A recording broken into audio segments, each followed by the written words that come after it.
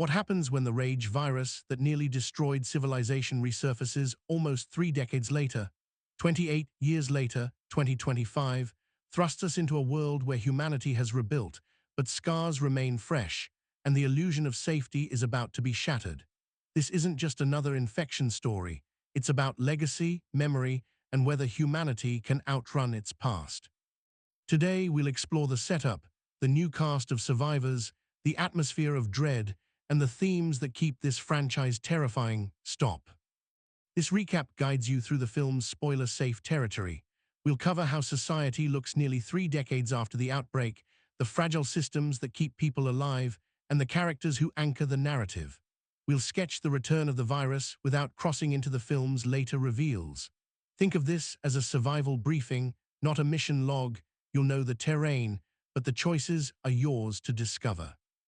28 years later, the UK, and much of the world, has clawed its way back from the brink. Cities are partially repopulated, borders enforced, and quarantine zones a reminder of the past. The infrastructure is functional but fragile. The promise of normalcy coexists with military checkpoints, curfews, and whispers that the virus isn't as dead as people hoped. The film introduces a new generation who grew up with stories of the outbreak rather than memories. They're young adults shaped by fear they didn't personally live through, some dismissive of the past, others obsessed with it.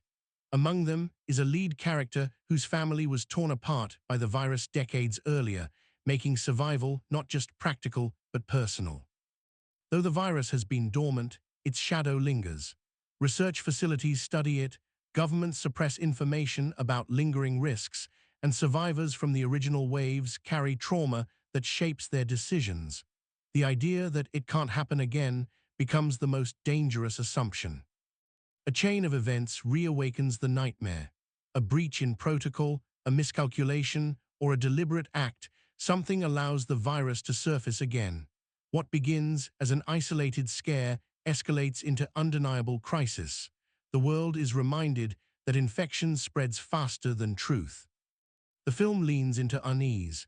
Empty spaces feel haunted, crowded spaces feel unsafe, and every cough in the background becomes a threat. Director Danny Boyle returns to sharp, kinetic visuals, fast cuts, jagged motion, and sound design that spikes heart rates.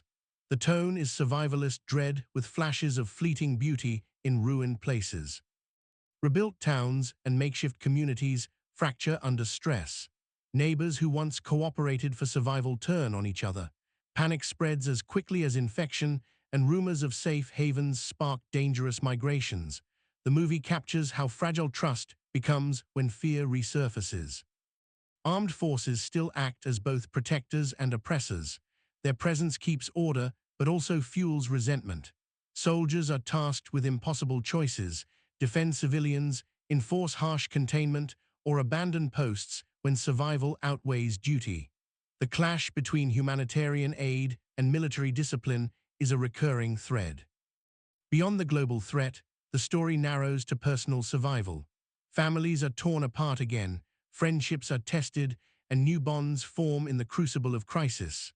The narrative shows how small, personal decisions ripple outward in a disaster this contagious. When the rage virus erupts again, it's swift and merciless. Early victims set the tone: uncontrollable violence, speed, and the relentless spread that defined the original films. The horror lies not only in the infected, but in how unprepared people are despite decades of warnings. The film doesn't just show macro-level collapse, it lingers on ordinary lives caught in chaos.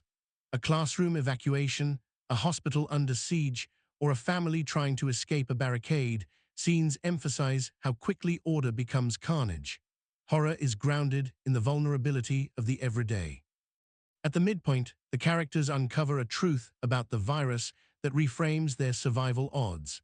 It suggests the outbreak isn't purely random, but tied to human decisions and systems.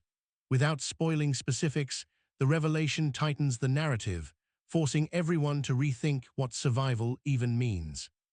The movie explores what it means to remember versus what it means to deny.